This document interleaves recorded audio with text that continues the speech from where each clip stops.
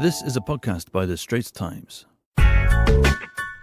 They've both mounted incredible comebacks in the semi-finals, but only one team will lift the Champions League trophy on Sunday morning Singapore time. Will it be five-time winners Liverpool or first-time finalists Tottenham Hotspur? Welcome to a special edition of A Game of Two Halves. I'm Straits Times sports correspondent Sazali Abdul Aziz, and today I'm joined by former national team footballers Lim Tong Hai and Lee Man Hon. How are you guys? Good morning. Good. Right? Yeah, they're Liverpool and Spurs fans, respectively. You know, so we're here. We're inviting them here to look ahead to one of the most intriguing Champions League finals in recent memory. So, firstly, for those of you who are younger than 25 and may not have remembered much of the heyday of Singapore football in the 90s, Tong Hai and Man Hon were key players in the team that lifted the 1994 Malaysia League and Cup double. In fact, they both started the Malaysia Cup final in Shah Alam, where I think 3/4 of the stadium were in Selangor were Singapore fans, right, guys? Yes. Yeah.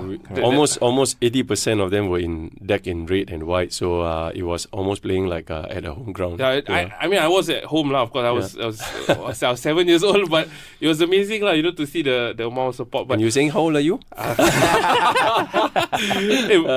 but anyway, so first question for both of you, how did you start supporting your favorite club? Okay, maybe Man Hon lah. For me, I think when I was probably about 6 years old, so I was watching the TV. Then my uncle stays with us. Okay. Then he was a supporter of Liverpool. But he always wanted me to support Liverpool. But then I like a jersey with white colour, you see. So it happens that Spurs was playing the UEFA Cup. I think the UEFA Cup last time they used to call. Yes. So I think they beat Anderlecht and the penalty shootout. Yeah. So from then I started supporting Spurs. So basically because of the jerseys, yes. And then finally when I watched them play, and I managed to watch Glenn Hoddle play, then that really is the one that started supporting them. And Tong Hai, when and... Wow, that brings me back to about the late 70s, early 80s. That time I think probably was when I was in my... Around 10? About 10, 11 years old. So back then we have people like Alan Hansen at the back. You have even Ian Rush, all these kind of players. And maybe it's the colour red, But I like the style of play that they have. Yeah. No, but that's the thing. So Liverpool were pretty good in the 70s, 80s. Very good in the 70s, 80s. So it makes sense that they have a lot of spotters. But Spurs, other than that UEFA Cup, they weren't really super successful. Because man likes white, you see. And furthermore, my uncle always forced me to go and like Liverpool. But then in some ways I was quite reluctant to go and follow him. So I supported Spurs after that. Right. Yeah. But did any of the other players used to tease you over the team that you... Nazri also, Nazri Naha as well. Also Spurs supporters. Amos Boone. Why so many Spurs supporters? Yeah, correct. Yeah. But because I think in the 80s we have some cup runs lah. So from then onwards, actually, if you look at Spurs, right, it's THFC, right? It belongs to me, Just kidding.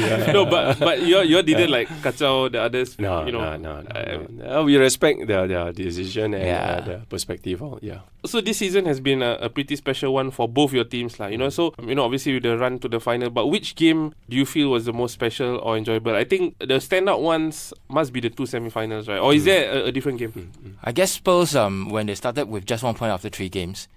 So the 4th, 5th, 6th until all the way to the finals, it's actually a must-win game. Yeah. So every game is always very interesting to watch them play. And furthermore, always they come back from behind. And the first half is always very bad.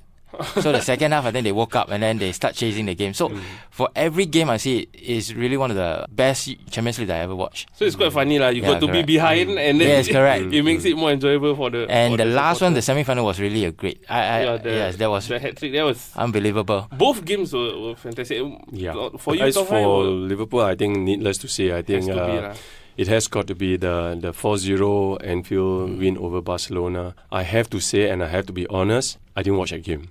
Okay. Because then the next day I actually look at my phone and I saw a picture, an image of Hendo crying.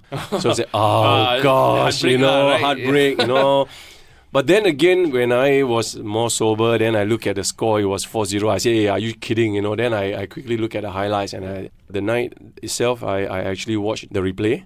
And it was amazing that how they came back. Yeah. So that's the thing. I also watched the first leg, but second leg I didn't because I thought it was foregone. I mean, I'm a neutral. I'm a Newcastle fan. Newcastle, Yeah. So Yeah, so for me, like, I woke up at like 5 to eat because it was fasting month, right? Yes, I woke up at 5, yes. and then when I checked the phone, I'm like, wow, so they did it. It's amazing. I think the Bayern game also is quite good because they need to win. Yes, Yeah. correct. And then it's away, so it's quite a good game as well. So for Liverpool, I think partly also because they were lucky in the sense that they scored 2 quick goals, and in quick succession, and finally, of course, the quick reaction from Trent and then to Origi. And you look at then in football, that's all it matters. You can be perfect for 89 and a half minutes. Yeah. The 15 or 30 seconds that you're off, Yeah. you're gone. It's amazing. I remember that you look at the camera from behind the goalpost. Yeah. Keeper was still pointing at the defense. Yes, exactly. Keep focus. The ball is already here. And we actually fall prey to a lot of, when we were playing in the national team month, we actually fall prey to a lot of these instances, especially when we're playing with the higher quality quick-witted teams. For instance, the Thais are very good for that. Okay. The Sak is one of them. Yeah. And they are so quick-witted and they are always able to capitalize on these kind of short mistakes that we have. Now, if you're enjoying this episode of A Game of Two Halves so far, do subscribe to us on Apple's podcast app or on Google Podcasts or even on Spotify. Do like it and give us a rating. Back to our show. Now we move on to the second half. Now, guys, looking ahead to the Sunday final, who do you think will be the key man for each of your teams? So maybe Tong Hai, this time you start first. For Liverpool, Yep. I think it's the entire team itself then. Yeah, I mean, it's being played, the entire team. As you can see that everybody is so fluid, whoever is injured or whoever is not playing well, then they come in and play. But that said, I think most important of all, I think Alisson played a big part in it defensively. 21 clean sheet in the Premier League. And then you have, of course, at the back line, you have Virgil van Dijk. Needless to say, he got the Player of the Year award, and it's not an easy feat at all. Then the attacking side is like, it's a array of stars down there. But that said, it will be key to actually break down, if possible, the Spurs attack then. Manhon, for you, who? I think I agree with Tong Hai because the whole team, both sides are playing so well. They are playing as a team. There's no individual. I look at Liverpool, they are moving everybody up and down. And then Spurs also the same. They're playing the attacking as what Liverpool do. So I think if let's say you're talking about key players, for me, I think we have to break down the midfield in Liverpool. So Sissoko, he's a vital one.